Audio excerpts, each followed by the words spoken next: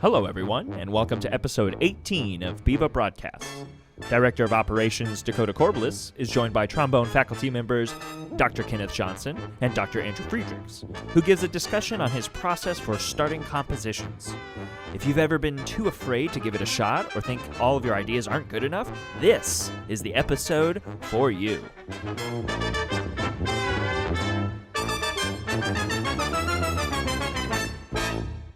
All right, hello everyone, and welcome to episode 18 of Viva Broadcasts. Today we are joined by Dr. Andrew Friedrichs, trombone faculty at the Fredericksburg Brass Institute, and he will be giving a discussion on composing and where to start and that sort of thing. My name is Dakota Corbliss. I'm Director of Operations, and I am joined here also by Dr. Kenneth Johnson, another one of our trombone faculty for today's panel. Welcome, guys. How are you doing? Great. Thanks for having me on, Dakota. It's great to be here. I'm feeling good. I have this presence around me, so I feel great. You have something around you. We don't know because you froze. Yeah. Oh, you have coffee. Great. So, Andrew, talk to me about composing. Talk to me about, if I want to create something out of thin air and be a musical genius, what is your process? Yeah, definitely. So I've been thinking a little bit about my process. Sorry. So originally, my musical journey really started with brass, started with trombone, and I didn't really get involved composing until probably about 10 years ago. So I guess as a composer, I'm a little bit of a late bloomer, right? Some composers start really young. It was actually Fred Brass has played a really cool part in my own compositional journey because I've written some pieces for the faculty brass ensemble, which have been really fun to hear like this incredible faculty play some of my pieces. But I started on the faculty brass ensemble, not because I'm a composer, but because I play trombone. So I first started composing. I remember, for me, I would love to, make up stuff. The whole process of creating something was always really fun and interesting for me. And even as a kid, I drew a lot as a kid. And I remember I started drawing before I started music. I started drawing when I was probably like 2 years old.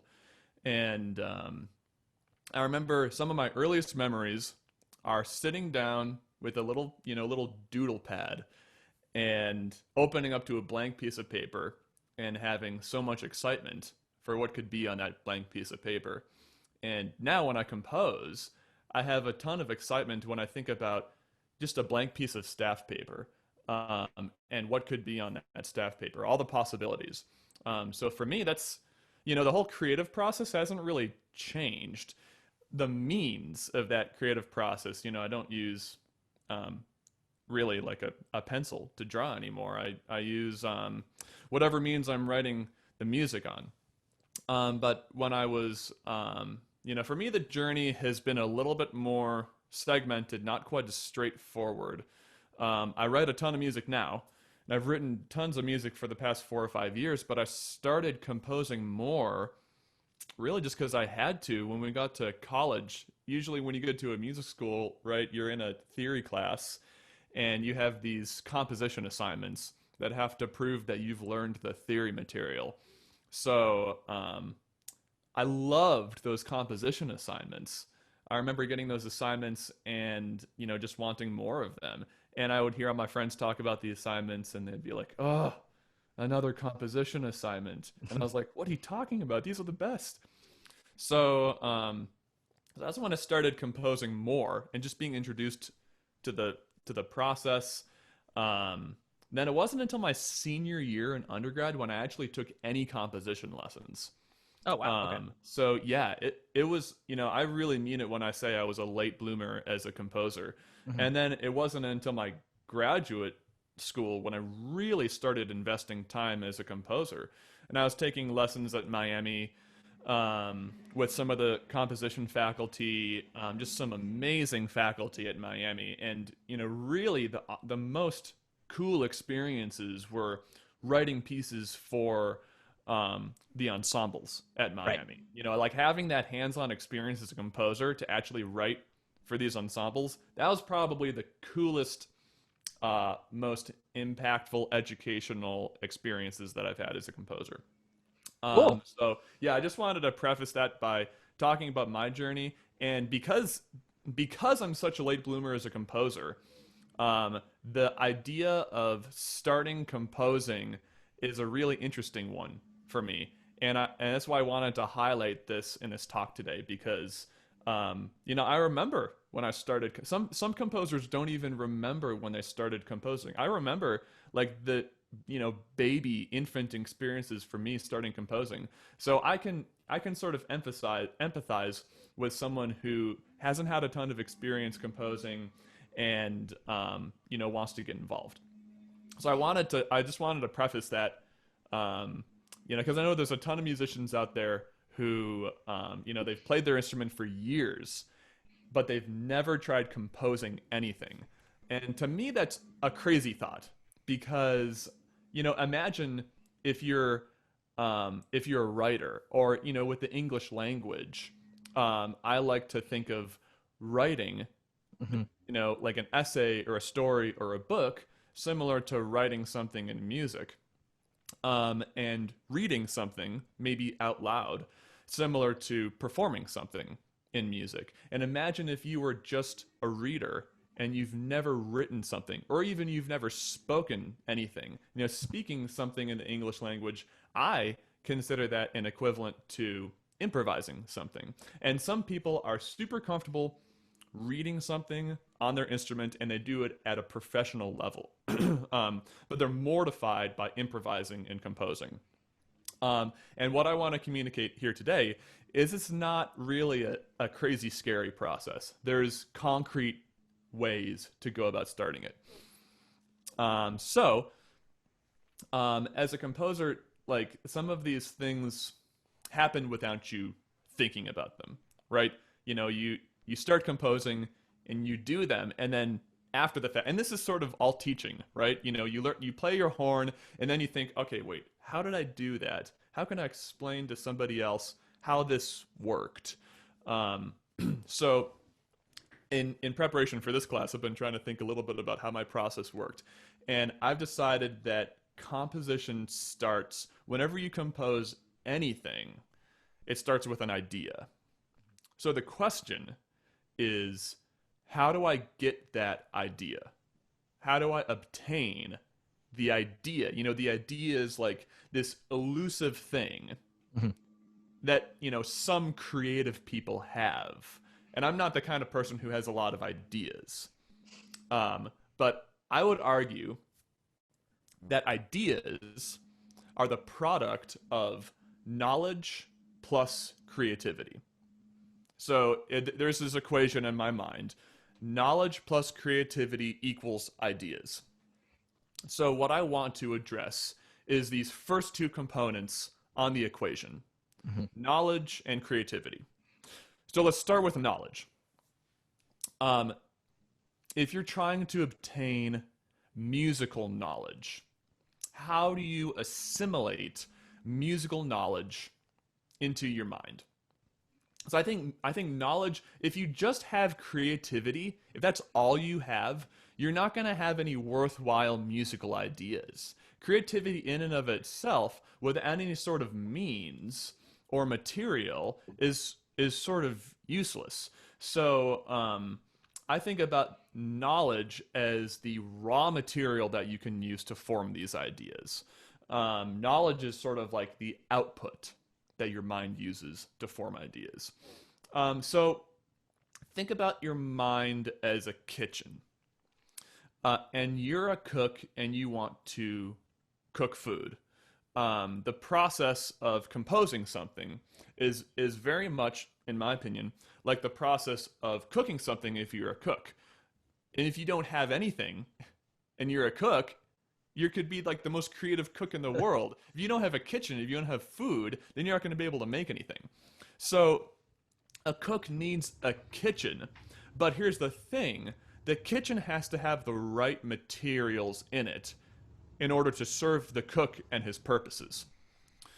So say you are a cook in like an Asian cuisine restaurant. You're going to want to have the right materials. You're going to want to have soy sauce in your refrigerator. You're going to want to have a wok in your cabinet. You're going to want to have like bamboo shoots in your pantry. Just keep listing all my favorite things. Keep going. You've made this as soon as you said food. It's like, okay. I forgot to now eat I lunch. Great. understand. Yeah, this is actually just gonna be me talking about food for the rest of the masterclass. Oh, good. you All know of a how sudden, to we get- have 50 Yeah. viewers. Yeah, I think it's no surprise. I asked Andrew to do a masterclass at FSU, and he's, oh, by the way, I have a buffet themed warm up. And I was like, great, let's do it. Everything relates back Discussion to over. food. Oh, Yeah, You know absolutely. how to sell. If I'm the audience, you know how to sell to me. So anyhow, speaking of food, so if I'm a chef and I cook, scrumptious, super tasty Asian cuisine, right? It wouldn't make a whole lot of sense for me to have like, an entire McDonald's kitchen with like all of the fries and like those like deep fryer things, I guess. I mean, maybe you fry things in Asian food, but my point is you need to have like the right materials and the right food in your fridge. You have to have the right pots and pans in your cabinets. You have to have like, if you're just cooking for a restaurant, you need to be using like, these massive stoves and whatever they use in the restaurant. But the composer's mind is like a chef's kitchen, and you need to put the right things in your mind that are going to be that you can use when you compose. Similarly to how a chef puts the right things in his, stocks his kitchen with the right things. So how do you do this as a composer? How do you put the right things in your mind? How do you store and assimilate the right types of musical knowledge in order for you to compose? First, I would say the first thing that you can do is listen to music. Listening to music is like the number one step that you can do as a composer to address that knowledge. Knowledge plus creativity equals ideas. Address that knowledge component. So when you listen to music, there's a Stephen King quote that I remember that I heard him say that has always stuck with me because he said, if you want to become a great writer, it's simple. All you have to do is read for 4 hours a day and write for 4 hours a day. So the equivalent for a composer is if you want to become a great composer, and like 4 hours a day, I think his point was read and write a lot. So if you're a composer, you want to compose a lot. That's sort of self-explanatory. But you also want to listen to a lot of music. That's step one. One thing to keep in mind when you are listening to music is you want to sort that information. When you're putting food into your kitchen, you want to know where it is so you can use it properly. And when if you're just dumping a ton of files on your computer, you want to sort them, and you want to know where they are so you can find them. Or else they're not super beneficial. Are you offering to organize my computer files? Because I could use Absolutely them. not. Oh, thank you. Oh, I thought for Yeah, a second that you were going to go with a yes there. I think Dakota saw my desktop once on a shared screen, so he Gave me a panic attack. It was not good. I at can with this, too. barely sort the files on my own computer, and there's not that many. Save of to them. desktop. I'll just download it to the Kenneth, this next desktop. master class. How to find everything on your desktop. One click at a time. That's right. Okay, so anyhow, back to food. Back to composing. So, think about categorizing your information. So the people who are experts at this, you know who's experts at this? Film scorers are experts at this, because film scorers can take music that you would be like, oh, maybe Vaughan Williams wrote this originally, or maybe like Stravinsky wrote this originally, but they're able to identify what emotion this music represents, and they're able to take that and cross-translate that into a movie and say, like, this movie, this scene is communicating this emotion. So I'm going to take this music, which has this emotion, and move it into this scene in this movie. So when you're listening to music, step one, I would say, listen to music, but also think about how you can sort that. Like, what sort of an emotion does this music make me feel? Is this something that I would actually want to write with? Is this actually something I want to stock my kitchen with? Another thing that you can do to assimilate knowledge, the knowledge part of the equation, is to study scores. If you think about studying scores, looking at other compositions, it's not something that every musician does. We listen to music a lot, right? But if you want to start composing, I would say studying scores is a really important step, because it helps you to see details that you would otherwise miss when you're just listening to the music. One reason why reading is so important for writers when they want to learn how to write is because when you're reading, you see everything. You see the grammar, you see the spelling, you see like the sentence structure, and you see all the paragraphs. There's nothing that you're missing there, right? When you're listening to music, you might miss the exact instrumentation of that phrase, or the exact how that chord is spelled, or like there might be things that you miss with your ear that you're able to capture in the score. So scores ultimately can help you listening in that input of information. Another thing that I do, like one of my favorite things that I used to practice inputting the information, is transcribing.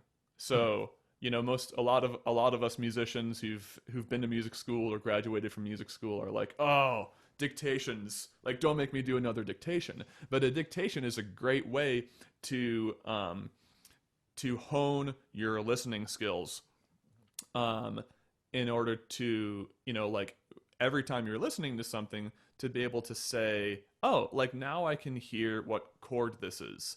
And, if listening is the means of inputting the knowledge into your mind, you want to get better at that process of inputting the knowledge into your mind.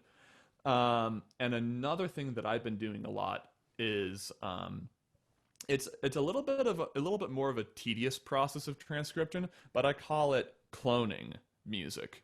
So, I'll listen to something and I'll try to recreate that using maybe some sort of a music software program, or like when I was there was a time where I was working on, I took a film scoring class at Miami. It was an awesome class, and one of the things that I did to sort of prepare for this class was take a John Williams cue, and just by ear trying to form a clone of that on Sibelius. As close as I can. Those instruments are going to be computer instruments. They're not going to sound the same as the recording, but it's a really good practice to, go back through and listen to it again and again and again, and say, like, oh, this was a glockenspiel here. I missed that on the first listen. Or like, I still can't quite figure out what this chord is. I'm going to listen to it again, and going through until every last detail is sorted out. And I've been doing that more recently with some songs, learning how to write songs, and there's a lot of us are familiar with the Apple software Logic Pro, and I've been trying to recreate the songs to form a clone on Logic Pro, since a lot of the song is actually like electronic sounds, and as a composer, like during the quarantine, you can't write for a ton of people unless you want to do what we're doing right now, which is make these videos. So for some composers, I think electronic sounds are like a major friend, because they're instruments that you can write for and actually hear it right off the bat. So anyhow, just to recap, the process. So composing starts with ideas. How to form ideas. I have this equation in my mind: knowledge plus creativity equals ideas. So then, how to gather and assimilate knowledge and input it into your mind, so then you can output it in the equation. Knowledge for a musician is listening to music, sorting that information, studying scores, transcribing things by ear, and cloning songs. So just to recap, so that's knowledge. What about creativity? You might think, okay, well that's all well and good, but like I have all the knowledge in the world, but I'm just not a very naturally creative person. Creativity, I think, and creativity is like, there have been books written about creativity, there's seminars and classes and whatever. I mean, creativity is this big thing that we start to dive into, like social sciences and personality, and like this trait. Is it a trait? Is it something that you can learn? I personally am of the belief that yes, it's a trait, but it's also something that you can learn and practice, and you can grow in creative skills. And the reason why I think this is because our brains are malleable. Our brains can change in the same way that our muscles can physically grow and atrophy. Like our brains, the actual matter in our brains can grow and atrophy, and actual pathways can become more defined. I have a very, very, very limited understanding of what happens therein, but I know enough to say that like the popular research right now, as far as I understand it, corroborates the fact that our brains are malleable, and there's this thing called neuroplasticity, which means that our brains can change. So if creativity is something that is accountable for by your brain, then it's something that you can grow and practice and develop over time. So then the question is, what is creativity? I would say that people don't actually create something out of nothing, right? You don't just like, poof, here's a house. Like you don't just, unfortunately, yeah, exactly. Poof, here's $1. Poof, here's some Asian food. I'm gonna need a lot more poofs to pay off my student loans. Okay, I'll start working on poofing some more money. Yeah, that might be illegal though, so just watch out. Thanks, There's Kenneth. a couple documentaries. Something to keep in mind. Yeah, just details. Yeah, details. Frivolous rules. Fraudulent creation of money. Yeah. Just put your name on it so they know who made it, and then it'll be fine. That's good advice. Good advice from Kenneth. Dr. Kenneth. Okay, so people don't go poof and create something. Mm-hmm. I would argue that if you're creating something out of materials that every material already exists. It might be, if you're back to the cooking analogy, if you're a chef and you're cooking a dish, even if it's, you might be creating this dish, but you're using this dish, you're using materials and ingredients that already exist. And you might say like, oh, that chef created this dish. Well, like every single material already existed to begin with. And you might say, well, he used creativity to create the dish. So he created a dish creatively. Well, I would argue that he still combined materials, but he combined materials in unusual ways. He combined materials that don't have maybe a common paradigm, that aren't like, typically combined by people. So how do you do this in music? I would say that the first step is to, just practice creating things in music. And the number one thing that I think hurts this process is because a lot of musicians have done this or have tried this or maybe tried this on a regular basis, and then they say, oh, that was a bad idea. But creativity, becoming good at creating things, takes a lot of time and a lot of iterations. And, like there's, we've all, like a lot of us have heard of Malcolm Gladwell's like 10,000 hour rule.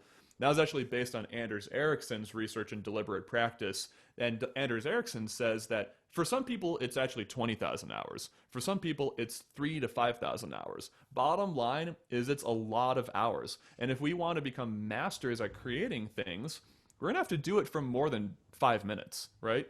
We're going to have to do it more than just once and say, ooh, that was a bad idea. So when you're creating things, as hard as it is, turn off that part of your brain that says, that was a bad idea. And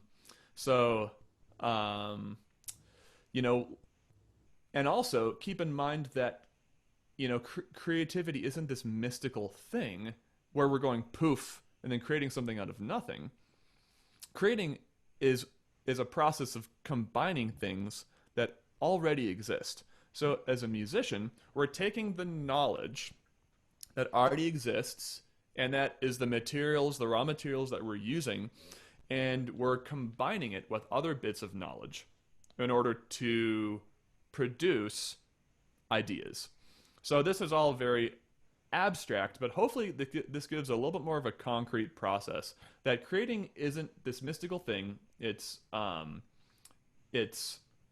combining elements. Knowledge is this thing. Knowledge is the materials that we can use to combine and produce ideas.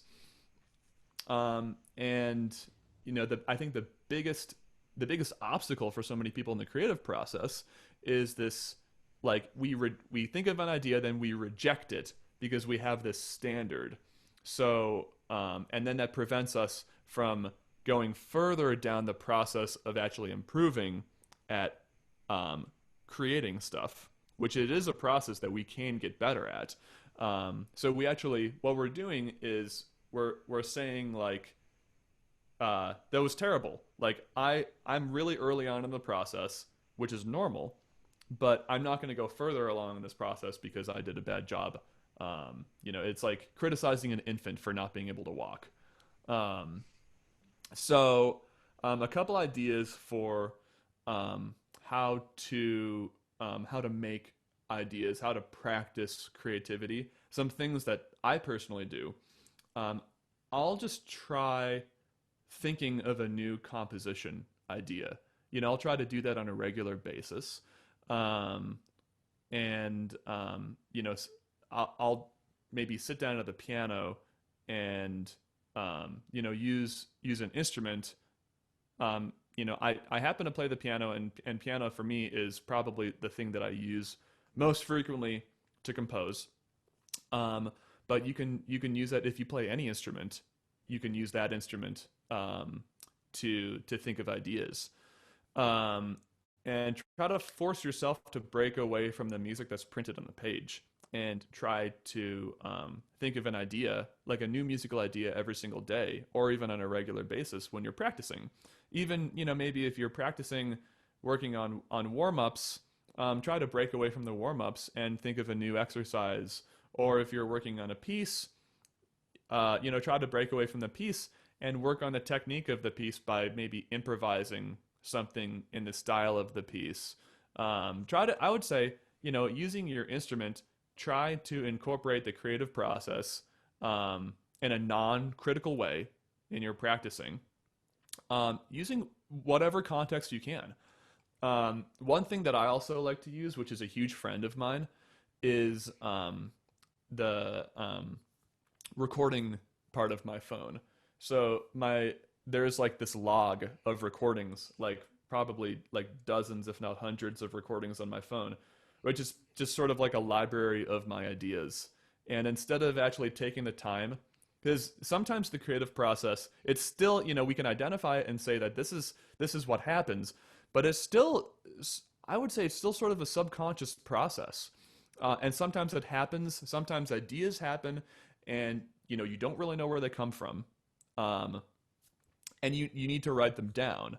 And writing them down takes a little bit too long for me. Sometimes I just don't have the time to write them down. So I'll just sing them into my phone or play them on piano and record it on my phone. and then I'll have just log of recordings that are there that I can come back to, and then the next day I'll be like, wait, what sort of ideas did I have that I can work with? And then let's see. I would say an emphasis on improvisation. Just one little side note in this whole conversation is that composing and improvisation go hand in hand.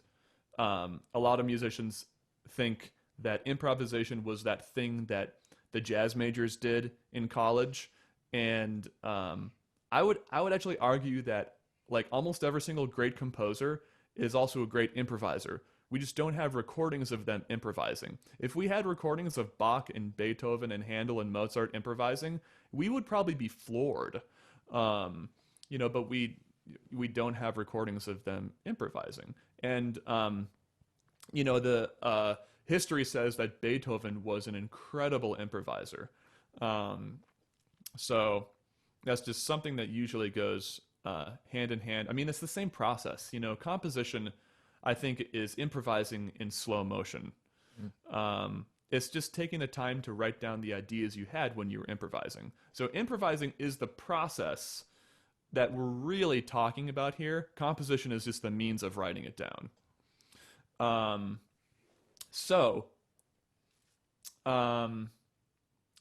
Another idea that I thought of that relates to composing. I thought of the kitchen analogy. If you're making a dish, if you're writing a piece of music, sometimes I'll think about the analogy of building a house. So when you're building a house, what comes first? Do you go to Home Depot and buy a box of nails? Well, no, because you don't know what you're going to use those nails for. Do you start framing? Nailing, obviously, Andrew. I said nailing, obviously, Andrew. Wow. Use the box for nailing. Kenneth, you could be a professional nailer. Your knowledge amazes me. I'm here. Yeah. Is that what your doctorate said? Hammer. That's yeah, I actually wrote. Actually wrote nothing. Kenneth, your jokes are falling flat for reasons other than your humor this time. I'll just sit here quietly. Oh, my internet connection is unstable. Thank you, Tallahassee. Okay, well we will experience Kenneth when we can. You are feeling the pain of thousands and thousands of college students trying to watch Netflix at the same time. That is Tallahassee's Wi-Fi situation. Wow, that sounds terrible. So anyhow, Kenneth shared with us that you use nails to nail things, which is news to me, actually. You can also use screws to nail things. Wow, this is just blowing my mind right now. Hey, Andrew, before we go on, we have a question about the most recent topic you said, talking about improvisation. Mm-hmm. It's actually from another one of our Fred Brass and Tywater Brass, formerly, whatever. He's been both. Derek Ganong, he has a question for you. It says, why do you think improvisation disappeared from the compositional or instrumental pedagogy? That's a great question, Derek. And so I don't know. My honest answer is I don't know. I can only guess. And I can only look at what I see right now. There might be a history behind it. And it might be a history that ties in with things that are not comfortable for us to acknowledge in terms of the origin of jazz, and the culture and the ethnicity. And, I don't know. It's possible. I would need to do more research about that. But all I can see is that right now, I feel like the stigma of improvisation is tied closely with jazz. And there are classical composers, but from my experiences, it seems like they're really few and far between. And improvisation is this practice that sort of has been relegated to jazz for whatever reason. But it's just a way of speaking and conversing in the musical language, and there's many more musical languages other than jazz. So for whatever reason, to me it seems like improvisation is owned by jazz, Mm-hmm. and it just hasn't really permeated, or maybe at this point it hasn't permeated into other languages of music, but it has, like, other languages, other styles have stopped improvising, whereas it was common, and why that is, I don't know. So that's a really good question, Derek. Thanks for do you think it stumping has me. to do, Andrew, with Andrew? Do you think it has to do with the roles of musicians, like, and how they're employed? Like, you think about it, you see a job posting where there's improvisation involved, you're going to get someone that can also improvise, right? Right. And so, and I wonder if it came out of this fact, whereas part of our training became to emulate what the composer had written down to the best of our ability, and if they're not including improvisation, is that included? Because you see, in my calls class, we talked about how he improvises on sackbut as much as he does on a jazz trombone, right? And so, because there's still a history and practice of improvisation. Do you think part of it is on the role of the composer, the classical or the modern composer, symphonic composer, to create opportunities for improvisation in the pieces they're writing? Like, if you were to write a march where there's a solo section and it has to be in the style of a march, I'm gonna have to improvise on that, right? And so, does that give me an opportunity to improvise? Do you think it's so? My question is, do you think it's part of the role of the composer? Yeah, so it's my fault, Kenneth. Thanks. Always. No, I'm just joking. Yeah, I think so, and it's very Sorry, possible. I meant real composers. We're just Wow. I'm sorry, just my gonna- internet. Where's what button do I? My internet What lagged. button I do tried to talk press? about how great you are, but I think some of the words got cut out. The internet. Okay. Um, yeah, I wonder if it has to do with that, and I also wonder if it has to do with orchestras. And you talk about employment, and if you want to get employed as a musician, it's either classical or jazz.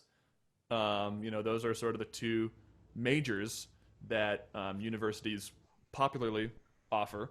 And if you go down the classical route, then either you're a soloist or you play in an orchestra. And soloists, that's really hard. So let's just, play in an orchestra because that's easier. Well, if you want to play in an orchestra, then you have to play excerpts, you have to play solos, and you have to work on those. And then when you get in an orchestra, you don't improvise. So there's no improvisation in the whole process of getting into an orchestra, which is probably the most popular career path for classical musicians. So if that is just tied into orchestras and the path to employment with orchestras, I mean, for whatever reason with that, the whole situation is sort of eradicated improvisation. Yeah, I'm sure Derek would argue that it has to do with curriculum too, based Yeah. on his thoughts about that. Is Yeah. how many of your improvisation / composition courses weren't required. Like, I know Yeah. that all of my jazz arranging and jazz improvisation courses, not a one of them was required. It's how many schools can you graduate from without being able to say the blues progression, the simple blues progression. Yeah, for And sure. so you wonder if how much it is in curriculum. Well, And kinda students want to speaking know. of- Students want to know why they're learning things. Curriculum is largely utilitarian, and that sort of gets you into the conversation of liberal arts versus but like I would say when I was in school, I wanted my curriculum to serve a purpose, and that purpose was for me to be employed and have a job and make money in the world of music. I didn't want it to be this abstract thing where I ended up, just becoming a musician who played on the streets and, could, philosophize about music for days. I wanted a job. And I wanted my curriculum and my lessons and everything to serve that purpose. So I was less concerned about a holistic approach to learning music that could apply and provide me with transferable skills. And I was more concerned about, getting the job that I had my mindset on, which didn't necessarily involve improvisation. Now, I would say that, when I was in school, I am grateful for the holistic education that I was given. When I went to Eastman and went to Miami, and I, played in jazz bands, took improvisation courses, took film scoring, conducting, composing, arranging, had amazing professors, and now I work in a church and I write music for a living, and I teach trombone and play. But I've done pretty much everything that I went to school for, which is amazing. And I'm super grateful to be doing things. And could I have foreseen that the holistic education that I received when I was in school could have contributed towards what I do for a living right now? If I had, I would have been pretty excited about that. But right now, I'm grateful that I did learn improvisation and composing, and it's part of the musical language, and you never know when you need to articulate the entire musical language in your career path. So, Yeah, I think that point about musical languages is incredible, because if you think about music as a language you compose, as you spoke about, like in any language, you can write down,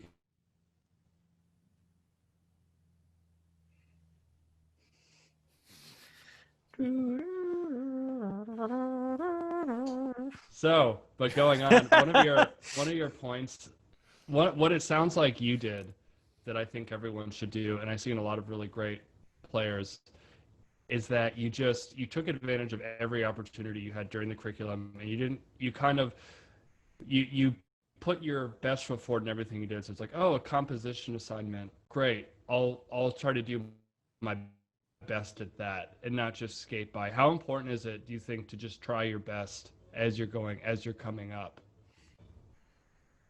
yeah, I think that's super important.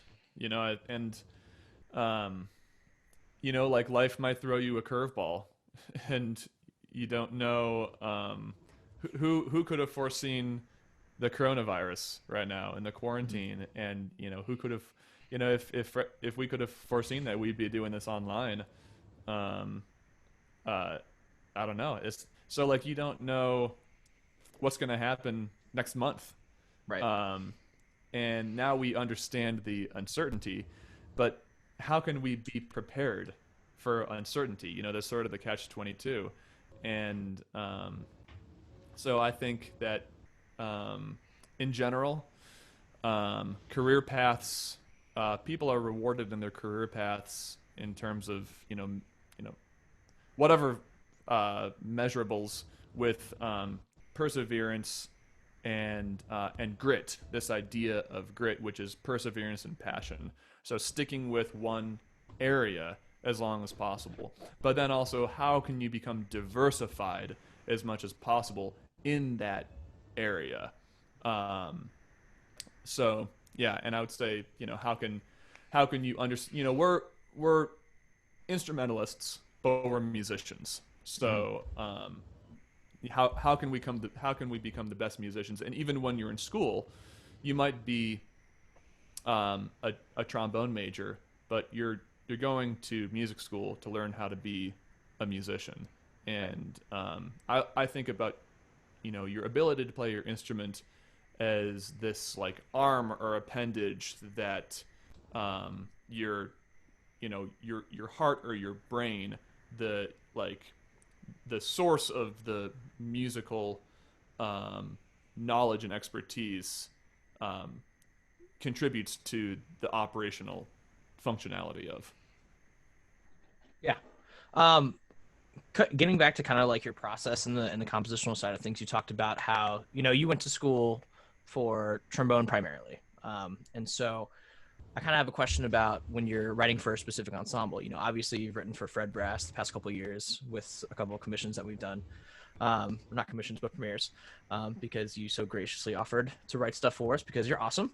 And if you haven't heard any of Andrew's music, you need to.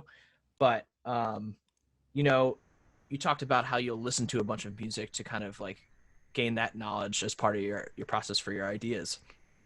If you're writing for a piece like, say, the Biba Brass Ensemble that we're doing now, will you spend the majority of your time listening to brass choir music, or do you think that it's important to kind of like venture out and listen to things that might not necessarily be native to that kind of instrumentation? Yeah, well, that's a good question. So that brings me to another idea about composing, which goes hand in hand with creating ideas. I talked about how knowledge plus creativity equals ideas, but ideas need to have a context. So if I'm writing for a brass ensemble, that helps to create my context. And if I'm building a house, I need to understand the context of that house. I need to understand, is this going to be a house in the mountains? Is this going to be a house in Miami? If it's a house in Miami, houses in Miami don't have basements. Right. And there's a reason for that because of the context of those houses.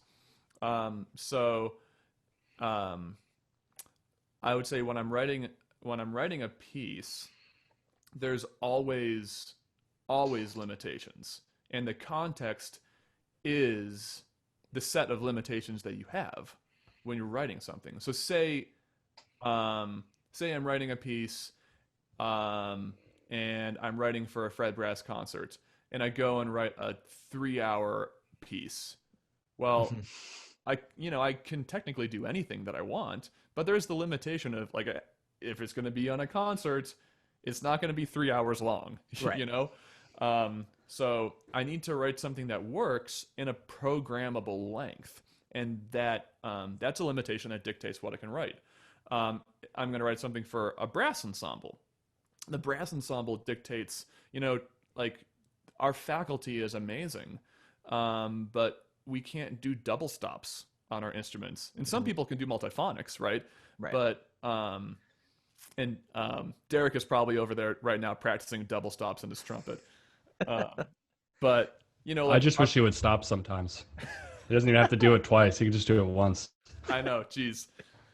But there's limitations to our brass instrument, and I think the best composers, the best orchestrators, rather, are the ones who understand those limitations really well and are able to write something that allows the instrument to shine and sound really good. And I love, when I listen to something, or actually, okay, when I play something, and I feel like this is so easy yet it sounds so hard, and then people walk up to me afterwards and like, whoa, that sounded so hard, but it was really easy.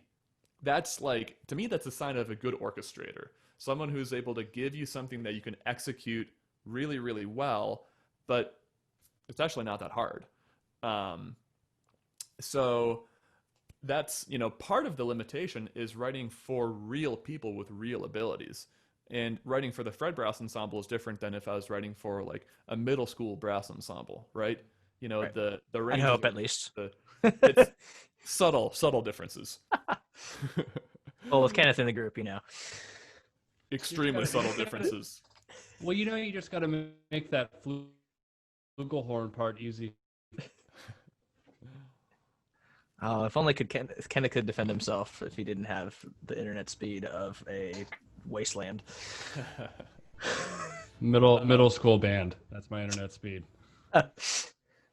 So part of the reason why I would want to listen to brass ensembles if I'm writing a brass ensemble piece, and this is just me, another composer might have a different process, but part of my thinking would be I want to learn how to write for brass. And I can always learn from better composers who write for brass. But I play trombone, and that helps. And I think that over the course of my experience playing in brass ensemble, over the course of my experience composing for brass, I've learned, I understand how to write for brass. And I mean, there's a that doesn't always go hand in hand. Just because you're really good at the French horn doesn't mean that you know how to write for French horn very well. And actually, if a good example of that, yeah, Dakota just writes for terrible French horn parts. No, I'm just joking. So one example of this is I thought I would my very first thing for trombone that I ever wrote was a trombone and percussion piece that I wrote for one of my recitals, and I was going to play the trombone part and have a friend play the percussion part. And so you're going to play the trombone part you were going to play the trombone on the trombone and percussion piece, not the percussion part. I just want to make sure we're all clear. It's hard to believe, Kenneth, but believe it. You better believe it. Okay, all right. I'll take Because your word for it. there's been times where I played piano on my trombone recital, so I just wanted to make sure. Or even been in the audience. Where's the leave meeting button right now? Actually, better yet, how can I mute? Oh, you made me the host. Let me just Yeah, mute you Kenneth. can do it. Yeah, you can mute Yeah, I'm just Kenneth. gonna- There I'm it is. muted, I'm muted, Kenneth. Okay, so wait, I'm unmuting him right now. Whatever. So that piece was like the hardest piece on my entire recital. And like I just wrote something. I thought it would be easy. But I wrote something that was really, really difficult for me to play, and I'll probably never play it again because it was so difficult. And like I didn't give myself any breaths. It was, I don't know. It was just sort of weird. That was the first but piece yeah, you wrote for trombone, right? Though, so yeah. So like that writing for your own instrument isn't just a given because you play that instrument, but no, usually if I write for the brass ensemble, I'll maybe do a little bit of listening for inspiration, but I mean, I'll try to create a context for myself to work in, and for the most recent brass piece. It was open-ended, like the directive from you and Buddy was open-ended. It was, just write anything. So I gave myself a context, and I was like, thinking about Fredericksburg and trying to create some sort of a context that was like, what about Fredericksburg can translate into an idea for a piece, the colonial vibe. So I actually listened to colonial music. And I tried to find music that was written in the colonial era, like the era in which like Fredericksburg was founded. Like the mid to late 18th century. Andrew, are you getting composition commissions right now? Is that what? Are you just? Is it Your just phone blowing up? Have you gotten 5 gigs since we started? Yeah, actually, no, I'm just joking. No, If you my become a Fred Brass guest, you will get you gigs. That's what we're learning today, That folks. is. Meeting over. But yeah, so to answer your question, no, I didn't. When I was writing the brass ensemble pieces, I didn't listen to brass pieces, but I tried to give myself context in different ways. Right. So.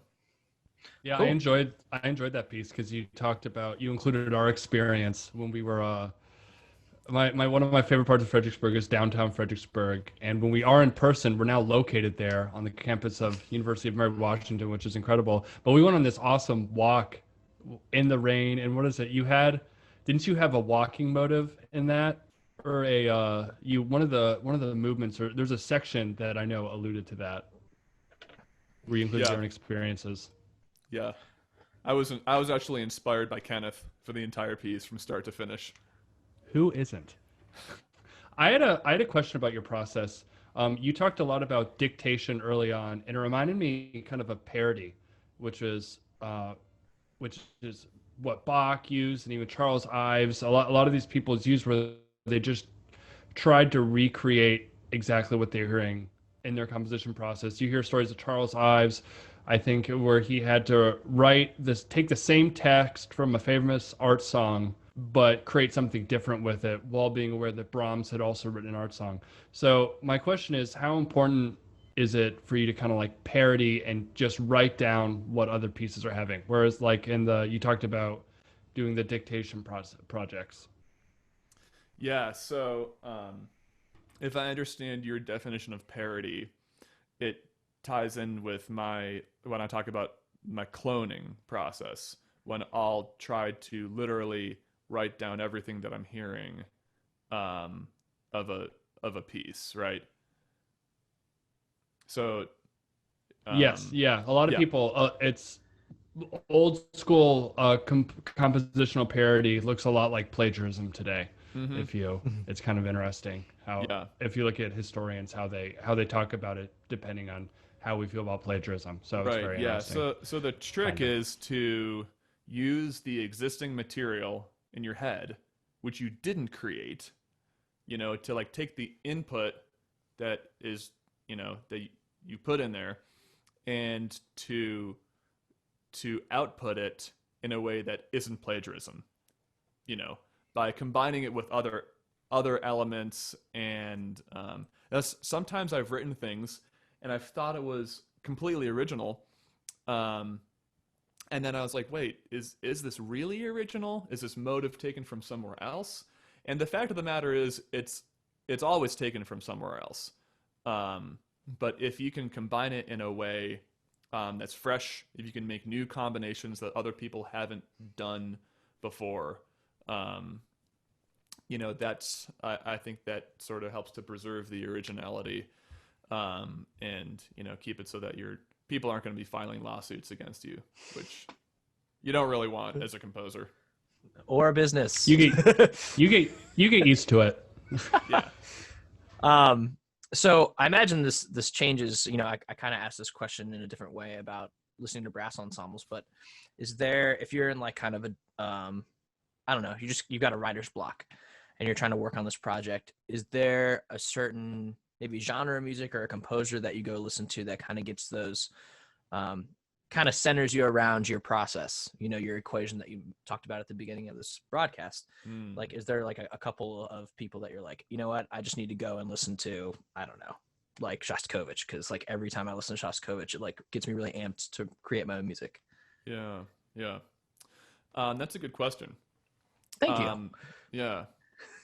So I do get writer's block occasionally, and so there's a couple of things that I do when I get writer's block. And First is listen to Kenneth's most recent doctoral recital. Yeah. No. I'll send it to you. I had to do it during COVID. It was the worst. Please continue. So, one thing I'll do when I get writer's block is I'll just try to get like, as many I'll just try to start barfing ideas and not really worried about the quality of them. Sounds about right. And then sometimes I'll set limitations. Like, I'm going to try to write a melody with only 4 or 5 notes, or I'll try to write a melody. I'll try to change the limitations, or I'll try to change the context or the circumstances, because usually I'm always operating within the same context. And I think, we think about limitations as hurting creativity. I think about limitations as helping creativity and actually being the fuel for creativity. Like if you told me to write anything, I would be crippled. I wouldn't be able to think of anything. But if you were like, okay, we'll write a choir piece. And I was like, oh, cool. Like I can envision this choir piece. And if you're like, write a choir piece for like a graduation ceremony, I'd be like, okay, now I'm starting to get more ideas and like get a even, better idea of what this is going to be. So I'll try to change up the context and the limitations if I'm getting writer's block. And then sometimes I will listen to other composers. I try to like have like a healthy dose of listening and doing the practices of knowledge input or musical knowledge input. And I don't know if it's just because I'm afraid of plagiarizing, but I try not to like, listen to something and then right afterwards write something. But sometimes that is a really inspirational process, and that does help me, and actually do get a lot of ideas right after I listen to things. And there's certain composers. I mean, one of my favorite composers of all time is Aaron Copland.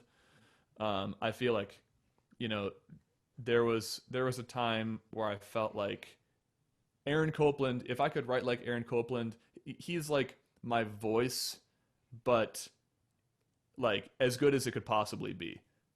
Like I couldn't envision writing better than Aaron Copland. And I love Leonard Bernstein. I love Samuel Barber. I love a lot of these American composers. But I also love Vaughan Williams, big Vaughan Williams fan. I'm a, I love John Williams. I think John Williams is one of the best composers of our day, but all of his music happens to be for film. There's like hours, hundreds of hours out there of, super quality music by John Williams, but none of it is really in symphony format. I mean, he's written a couple pieces that no one's ever heard of that aren't for film. Yeah, I love John Williams. And then there's some, I listen to a lot of pop music as well, because I love the idea of incorporating, when you talk about combining things that aren't usually combined, and that is creativity. I think about like, what are the weird things that I can combine? Can I combine elements of classical music and pop music? And, what are the creative things in pop music that are being written? How can I combine those with elements of classical music as well? Like what can contribute to fresh combinations? But yeah, that's a tough one, because writer's block happens to me, and sometimes I feel like I've reached the capacity for, I just have no fresh ideas, and I'll be playing and improvising the piano and be like, oh, I've played all this stuff before. So I need more input or a different context. Well, we'll give a little time here for our people watching on Facebook. If you guys have any other questions for Andrew, we're near the end of this talk here. But I'll ask him one that is probably very, I don't know if it's common or not. I don't know how many people talk to you about composition, but give me your favorite 3-chord chord progression. That's a good question. Thank you. Apparently I'm just full of good questions today. So must be nice. Right now, one of my favorite 3-chord chord progressions is I'm watching the Avengers. Nice. A lot right now. Yeah. And this is like, I'll just talk about stealing and plagiarizing. This is one that the Avengers, parody. Yeah.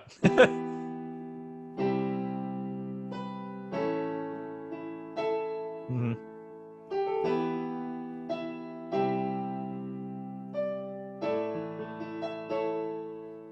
So it's just minor 1, and then major flat 6. So E minor, C major, and then to a major 4 chord, A major. Sounds very heroic. Mm-hmm. Yeah. Yeah. Yeah. Yeah, I almost saluted during that. Captain America over here. Captain America, Dr. Kenneth Johnson. Captain West Virginia. Oh, why did you do that to yourself? All right. So, Dr. Friedrichs and Dr. Johnson, thank you both for coming on and pushing me to get my doctorate, apparently. But thank you, Andrew, for coming on to talk about, your compositional process. I think it's really cool to know that it's never too late to start doing this, and that just like I have only good questions, all questions are good and all ideas are good until, you have enough of them to realize what you can work with. And that's really it kind of, at least for me, as somebody who does a lot of arranging and is terrified of composing, that it's cool to hear that there can be a process and you can break it down really simply. And a lot of the stuff you said today really relates to me in terms of like my practice, like putting limitations on things that I practice and just being like, okay, I really want to focus on what, how my articulation sounds. So I'm going to take out, moving my fingers or any kind of like weird slurs or anything like that. I just really want to tongue the same note over and over again, just putting those limitations on it to progress.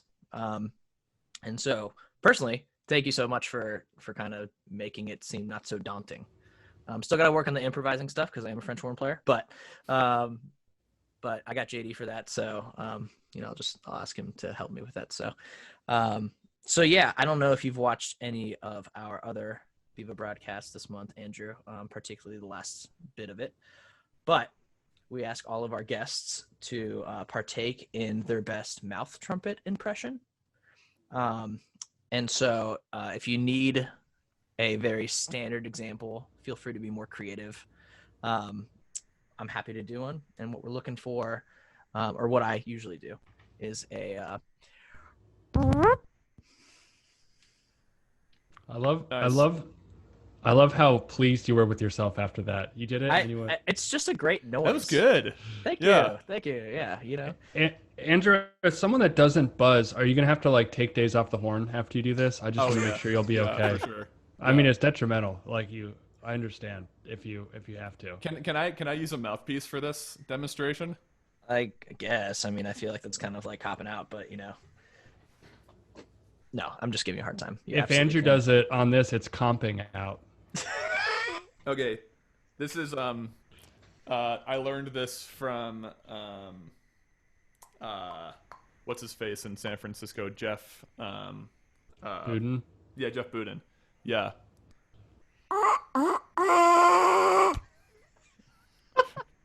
That was awesome. But I can also make it sound like a baby.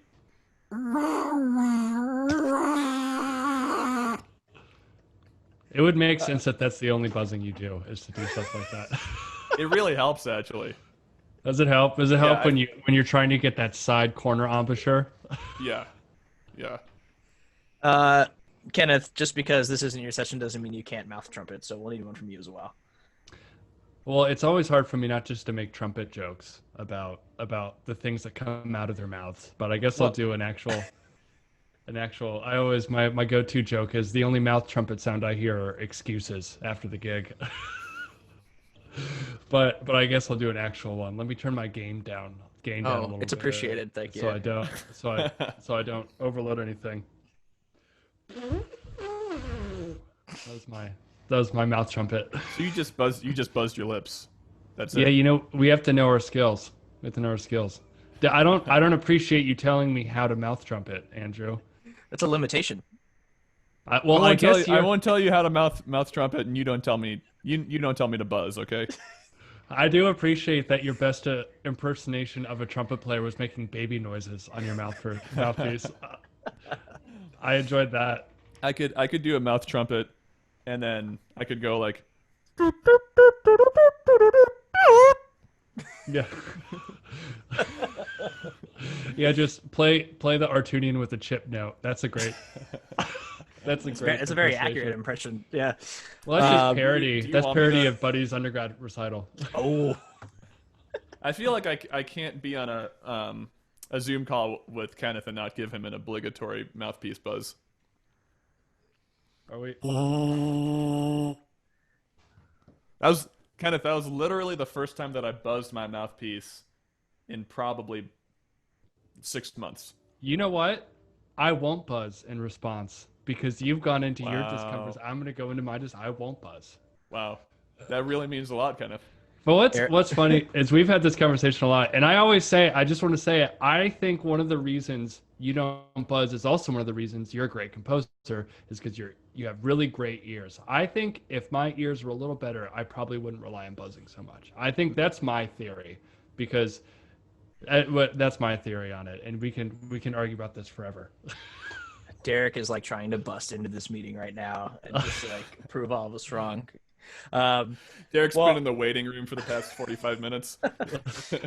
Well, again, Andrew, thank you for coming on our penultimate July Beaver broadcasts. The three directors are coming on tomorrow to kind of wrap up the month and talk about our future plans And- with Beaver broadcasts. And there is going to be one more. One premiere. more. Oh, there's one more more warm-up. warm-up. Sorry, Kenneth. Yeah, with one more of the Monday, Wednesday, Friday 10 a.m. warm-ups. With this one, I'm super excited. Guest artist, guest warm-up presenter, whatever you want to call him, Dr. Keith Jackson, my one of my mentors from West Virginia, who's about a few hours away from Fredericksburg. I cannot wait for him to do the warm-up tomorrow. So if you've like, oh, warming up is great, but I hate Kenneth, tomorrow's your chance. So Andrew, I'll be see there. you there. Yeah. But we, on top of Kenneth's excellent warm-up, we will have one more Beaver premiere tomorrow. Hopefully dropping at noon, as long as my computer doesn't explode. And Buddy, Sam, and I will be on at 1:00 to talk about the future of Beaver broadcasts and what our plans are. We already have at least one guest lined up for the future, but we'll go into more depth about that tomorrow. Thank you guys again for coming on. And we will see all of you fine listeners tomorrow. Thank you so much to Dr. Andrew Friedrichs on giving us the confidence to try our hand at composition. After hearing him talk, it doesn't sound so intimidating. If you would like your product or school to be featured on our broadcast, please reach out to Dakota Corbliss, Director of Operations, at dakota@fredbrass.com, and we'll be sure to set it up. Thank you all for listening. See you next time.